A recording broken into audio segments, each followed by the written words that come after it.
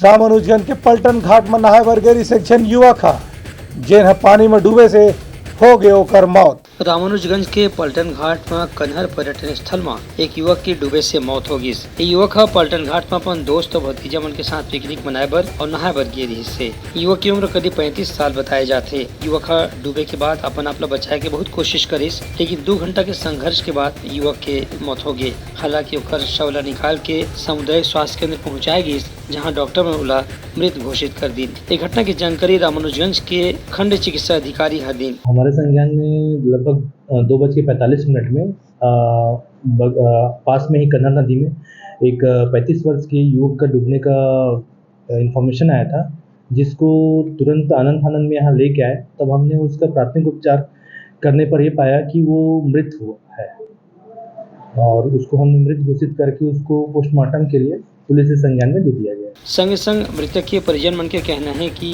युवक जौन घाट में जाके नहाए बर गिरी से वहाँ पहली ले खतरा रही से एक अंदाजा होला नहरी से यही पाए की घटना हुई से। हम लोग के जो चाचा है वो नहा रहे थे और एक छोटा बच्चा मतलब हम लोग के साथ में ही था।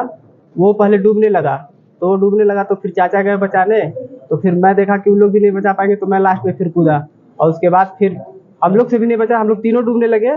तो फिर एक तो आदमी को मैं चिल्लाया, फिर वो ला करके छोटा बच्चा को निकाला और उसके बाद मैं फिर कैसे जैसे करके निकला और उनको बचाने तक मतलब वो अंदर डूब गए थे।